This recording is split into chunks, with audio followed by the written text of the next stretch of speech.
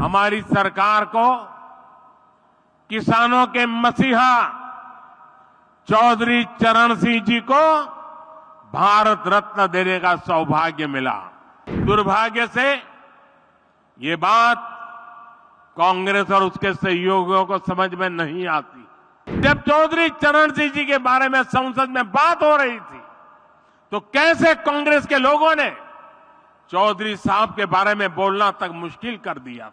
कांग्रेस ने दशकों तक बाबा साहब आंबेडकर को भी भारत रत्न नहीं दिया।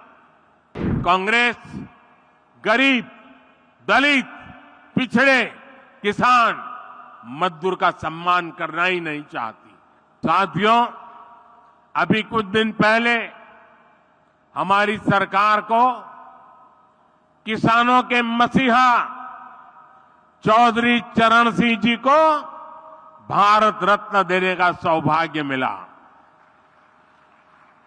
उत्तर प्रदेश की धरती के बेटे चौधरी साहब का सम्मान करना देश के करोड़ों मजदूर, देश के करोड़ों किसानों का सम्मान है। लेकिन दुर्भाग्य से ये बात कांग्रेस और उसके सहयोगियों को समझ में नहीं आती। आपने देखा होगा कि जब चौधरी चरण सिंह जी के बारे में संसद में बात हो रही थी तो कैसे कांग्रेस के लोगों ने चौधरी साहब के बारे में बोलना तक मुश्किल कर दिया। कांग्रेस के लोग भारत रत्न पर एक ही परिवार का हक समझते थे, इसलिए कांग्रेस ने दशकों तक बाबा साहब आंबेडकर को भी भारत रत्न नहीं दिया। ये लोग अपने ही परिवार के लोगों को भारत रत्न देते रहे। दरअसल कांग्रेस गरीब, दलित, पिछड़े, किसान, मजदूर का सम्मान करना ही नहीं चाहती। ये उनकी सोच में नहीं है। चौधरी चरण सिंह जी के जीवन काल में भी कांग्रेस ने उनसे सौदेबाजी की बहुत कोशिश की थी। चौधरी साहब ने पीएम की कुर्सी को त्याग दिया पर अपने उसूलों से समझौता नहीं किया। उनको राजनीतिक सौदेबाजी से नफरत थी।